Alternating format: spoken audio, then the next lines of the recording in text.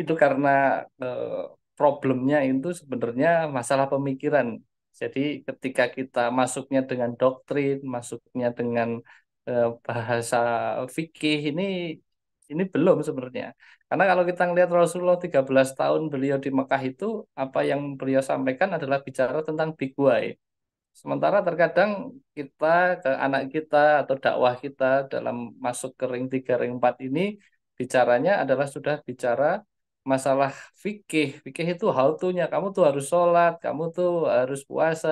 Tapi nggak bicara tentang mengapa kok kamu harus sholat, mengapa kok harus puasa, mengapa harus ke masjid. Nah ini yang missing link-nya pendidikan kita sebenarnya itu. Nah, ketika kita lihat dari SD, saya pun rasain ya ketika SD yang diajarin adalah rukun sholat gitu ya, rukun puasa, syarat puasa. Nanti di SMP balik lagi cara sholat yang benar ini, wudhu yang benar. SMA lagi sama aja kan gitu. Tapi tidak pernah bicara big why-nya. Big why di sini adalah yang diajarkan Rasulullah adalah bicara tentang akidah. Ya, bicara akidah ini kan pemikiran.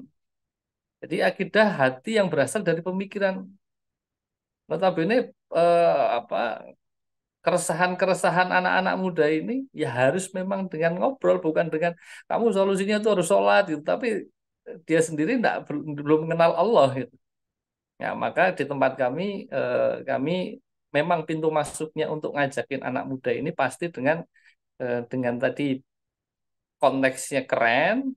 Selain itu adalah apa manfaatnya buat mereka, manfaat secara yang mereka bisa rasakan karena mereka kan belum terpanggil sama iman. Dan kalau anak muda itu ya paling seneng ya bicara makan-makan, paling seneng bicara main-main, bicara gitu-gitu. Kalau langsung ayo kamu datang ke masjid ya jadi panitia Idul Kurban itu kan males banget. Ayo kamu gitu. Jadi memanggilnya dengan bahasa-bahasa yang apa yang mereka butuhkan. Lalu pelan-pelan adalah kita masuk, kemudian kita bicara sharing. Sebenarnya anak-anak muda ini butuh sampah, butuh tempat sampah. Mereka tuh punya sampah pertanyaan-pertanyaan yang mau dikeluarkan. Bahkan kenapa kok anak muda itu enggak jarang seneng di rumah, lari ke kafe? Karena mereka mendapatkan jawaban pertanyaannya mereka di kafe. Yang mau ngelayanin ngobrolnya mereka itu orang kafe, teman-teman yang di kafe, pelayan kafe. Sementara orang tua di rumah itu hanya sekedar doktrin-doktrin terus kan yang terjadi kan. Kamu kok nggak sholat? Kamu kok nggak ke masjid? Kamu kok nggak gini?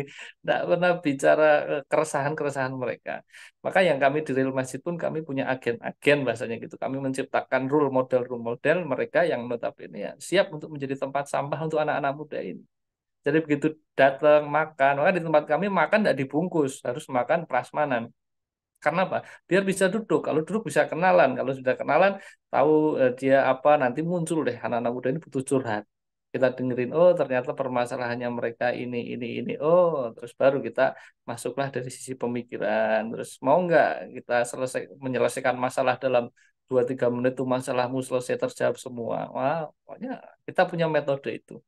Dan alhamdulillah banyak kemudian ya sampai saat itu pun para marbot-marbot kami tidak pernah bicara kemudian apa saya harus digaji berapa, saya harus mendapatkan apa. Enggak, mereka benar-benar akhirnya bisa dipanggil dengan sisi keimanan. Kita harusnya tidak boleh kalah dengan klub bola ini. Klub bola itu kalau Persib dan Bandung gitu ya. Kenapa kok bisa mati-matian nih anak-anak mudanya itu buat Persib? Mau perang lawan Persija aja mereka mau mati ya. Mereka ngumpulin. Nah, sementara kita ngumpulin anak-anak muda di masjid kok problemnya anak mudanya ini enggak bisa mau mati buat masjid, buat Islam enggak mau gitu loh.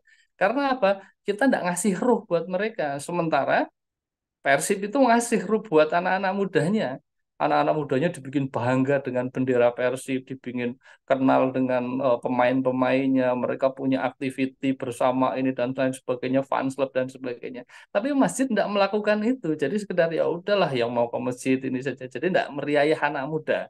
Nah, ini yang jadi problematika sehingga mereka tidak pemikiran mereka apa yang menjadi sumber keresahan mereka tidak terjawab di orang tua maupun di masjid sehingga mereka larinya di tempat-tempat yang meskipun mereka bayar ya oke lah. Jadi kalau masjid hanya sekedar memfasilitasi dikasih wifi, dikasih makan, dikasih macam-macam saja tapi tidak kemudian dikasih pemahaman pemikiran apa namanya memberikan jawaban-jawaban yang memuaskan pemikiran mereka, ya akhirnya nanti mereka mending yang berbayar aja lah, ngopi di masjid daripada ngopi di masjid tidak asik, mending bayar aja tapi kan asik kan. Ya monggo kurang lebih itu. Walau alam bisawab. Masya Syukur. Allah, luar biasa ya pertanyaannya. Kita mewakili bukan orang tua ya, tapi